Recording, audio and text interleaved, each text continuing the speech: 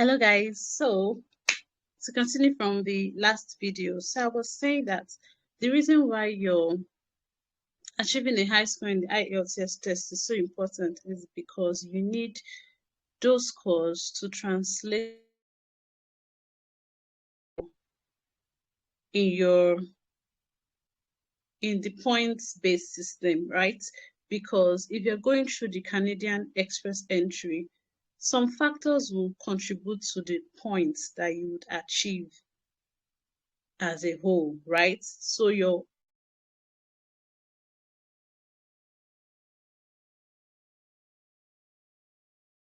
that you've attained, say BSc, Masters, PhD. So those ones, the more degrees you have, the higher the points you'll be getting from your educational level. And then your English proficiency level will also be giving you scores. So the higher the level, that's the higher scores you get in your IELTS test, it will translate to higher points for you in your English language factor, right? And then there are other factors such as your work experience, right? So you notice that these other factors are subjective. For instance, your level of your age is already subjective. Like the older you get, the lesser points you would get. Now, your job experience, your work experience is also subjective in that if you want to get more points in that aspect, it means you'd have to work for more years. But if you want to work for more years and delay starting your express entry process, it means you keep getting older, and the older you get, the lesser points you get. So it doesn't make sense waiting. And in fact, if you want to add more degrees to your profile, it means you need to spend more money going to school or having to, and time, money and time to get those degrees. So you see that all these things influence the scores that you get in the express entry.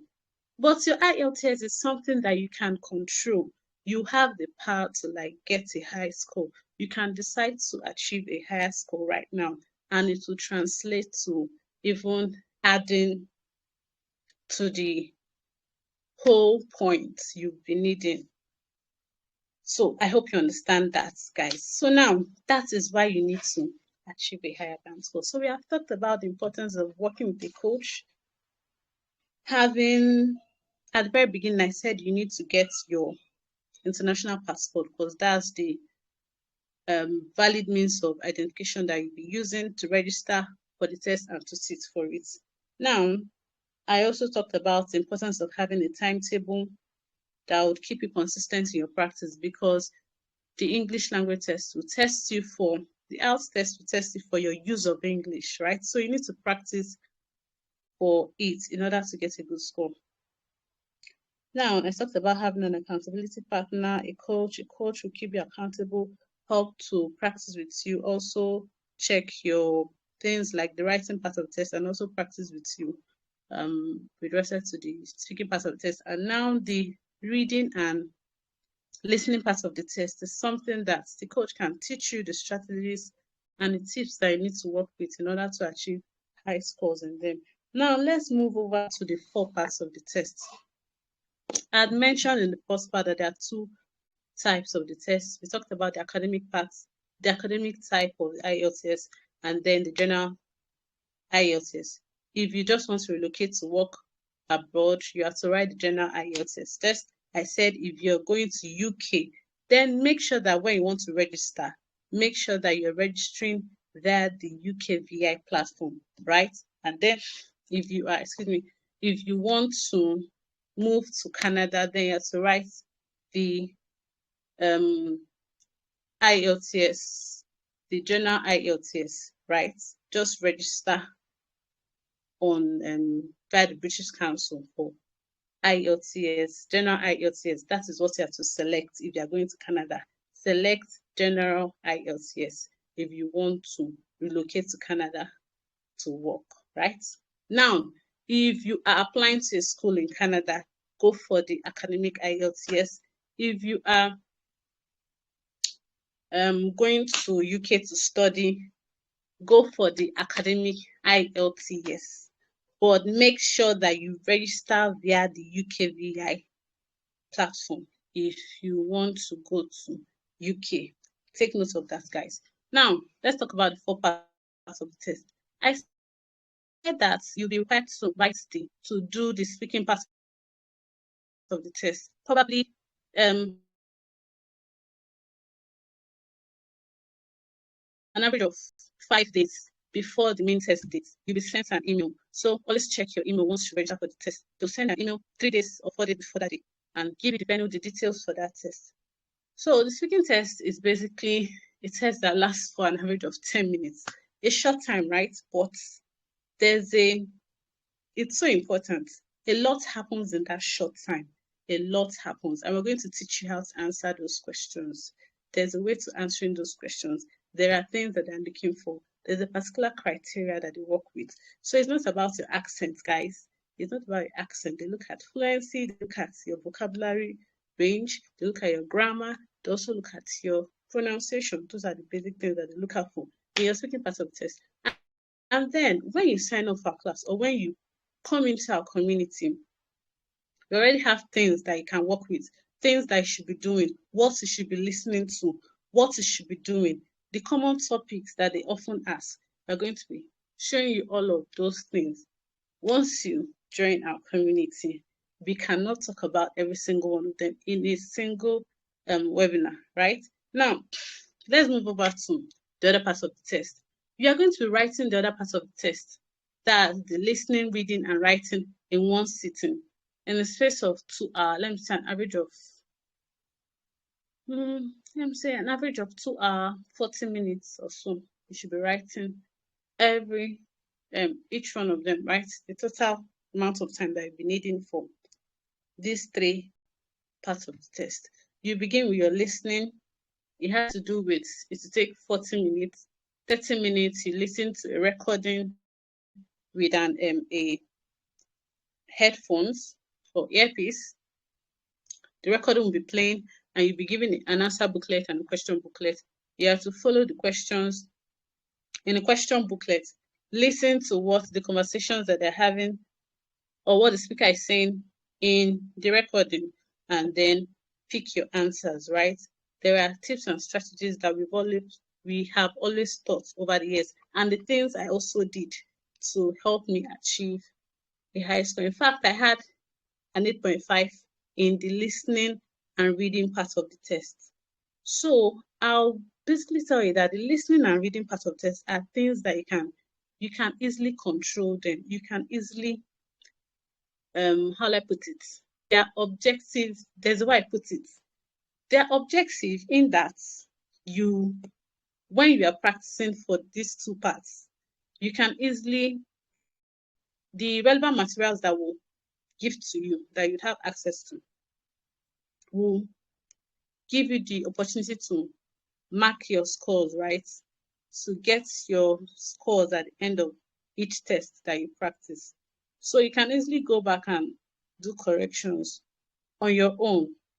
You can say, okay, I've gotten a 6.0 here while practicing.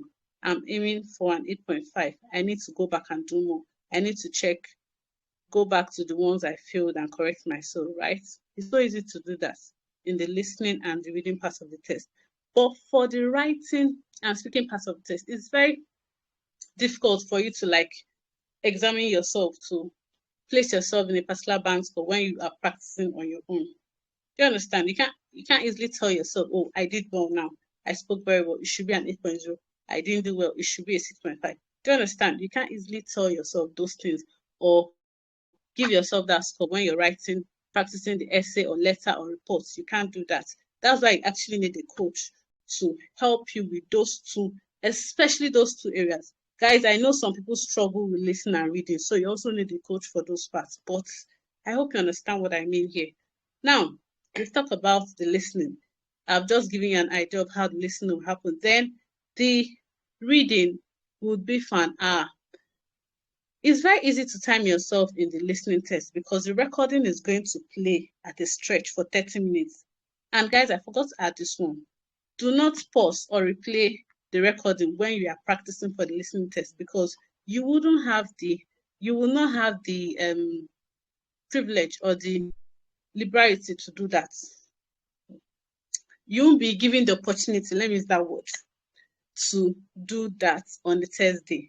So you'd rather practice with that test setting or test condition. Whenever you're practicing, practice the listening and reading with the test condition, in that you wouldn't pause or replay. This will help you to get used to answering the questions on the go, just as you need to do on the test day. And you'd see that once the recording stops playing at 30 minutes, it means you need to stop writing, in that you do not have supply to your answers again, right? Because the recording has stopped playing. So it is already timed. But for the reading aspect, a lot of people fall into the trap of getting stuck at or wasting so much time in a particular question. So right from time, I always stop in my community or people I coach personally, I tell them, always time yourself.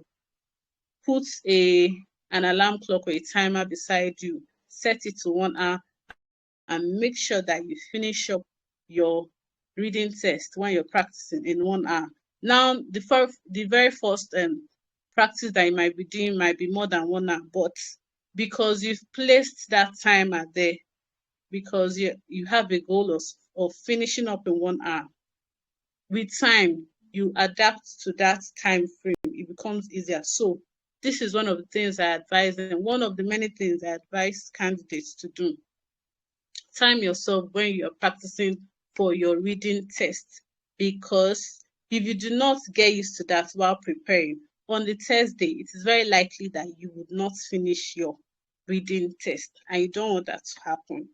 Now, in the academic test, you realize that the academic reading test is slightly more technical than the general test. So you'd see that questions in the academic test, in the reading test, they're kind of more, you see more academic articles or tests in them, or comprehensions or passages, right? So it means that you need to expose yourself to more words, new words, right? You need to read extensively. So I usually advise that, see, one of the things you need to do while preparing, getting ready for the IELTS test is that expose yourself to materials, read books. If you're the type of person that read books, the IELTS test will be so easy for you. Read materials, read news articles, read on different topics. We'll be telling you common topics that you'll be seeing in the IELTS test.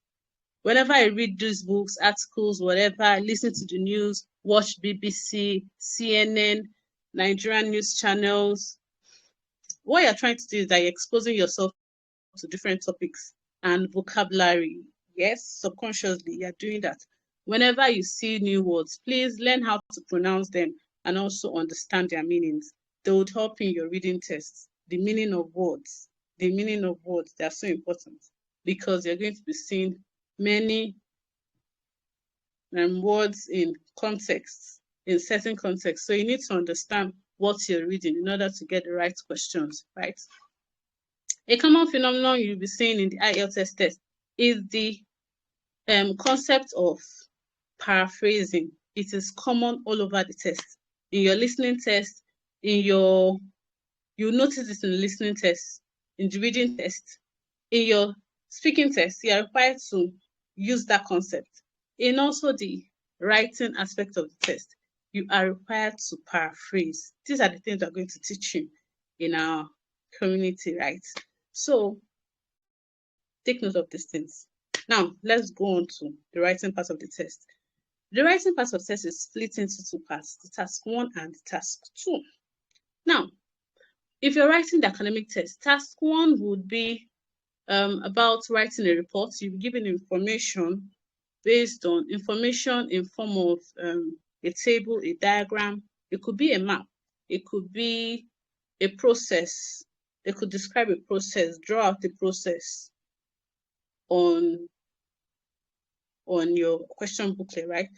For instance, the process of making cement, the process of building a bridge, or how a certain electronic appliance works. It could be like information given on a pie chart or a combination of 3 of them. For instance, you could see a question that has to do with a table, a pie chart. It could be a table and 2 pie charts or 2 line graphs. Do you understand? So it could come in this form. So at the beginning, when you look at them, it looks overwhelming, it looks confusing, but we're going to teach you how to answer this question. They're so easy. With practice, you'd see, and the right information, right, and guidance, you'd see that these things are actually easy. But if you decide to go on the journey alone, the journey can become tedious, depressing, or confusing, and tiring, or I wouldn't say discouraging, right?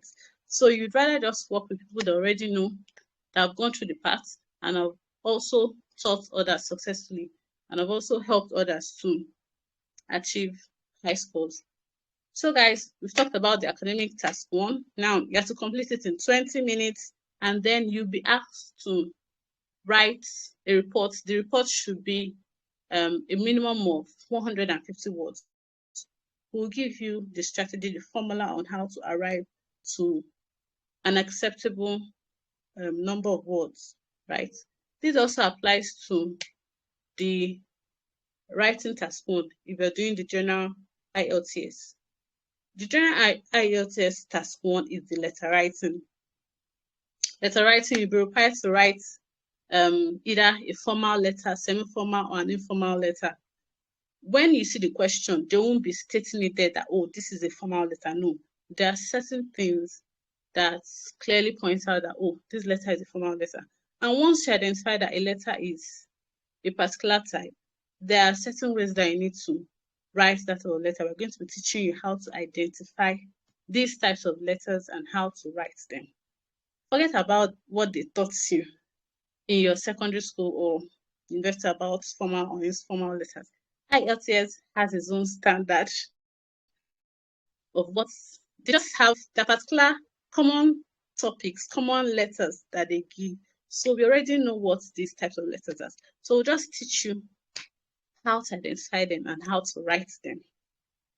So then it's also 20 minutes, minimum of 150 words, right? For the part 2 of the writing test, that is the task 2, it is the essay writing. And this is the same for both those writing the academic and those writing the general IELTS. It is the same.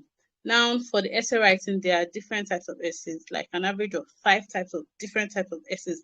And these different types of essays cover many topics, common topics that you see in the IELTS.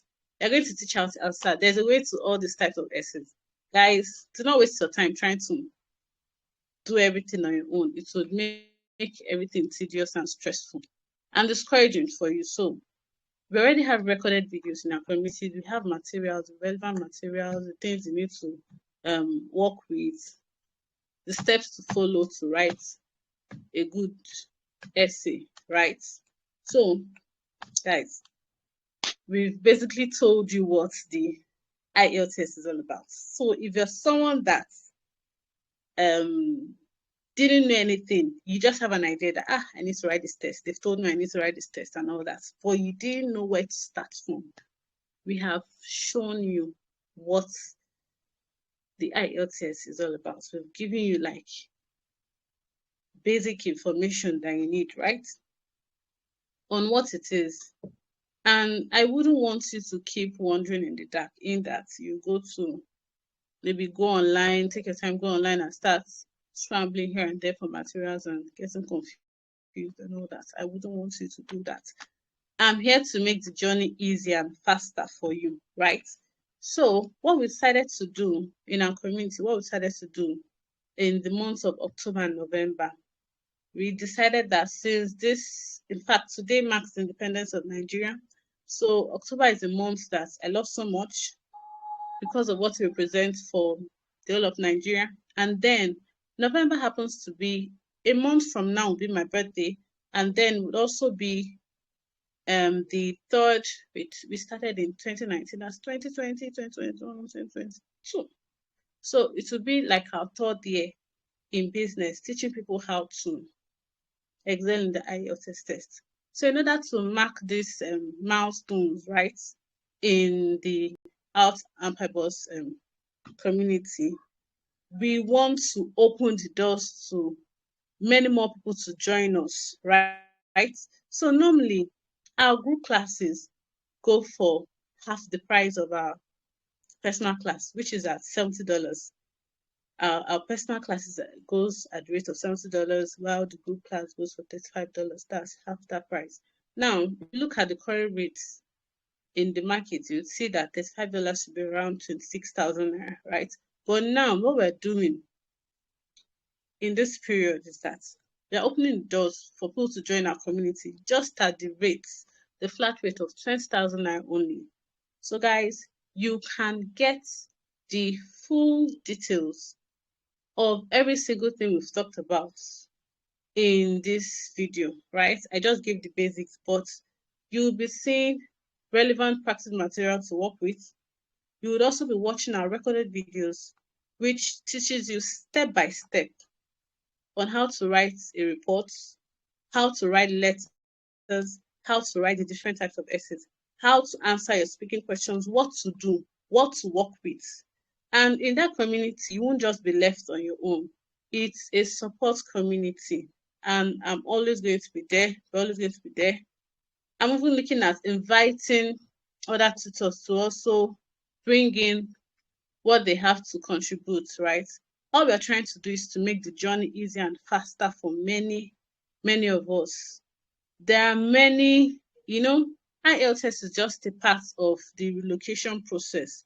So we're trying to make every other thing easier for you by sorting your Ielts. We're just helping you hit that goal, make it faster for you, right? So guys, we're going to be drawing the curtains now. If you want to join the community, just type that in the Telegram channel, and we're going to be dropping details on how to come into the paid and closed community where you'll be getting all the information that you need.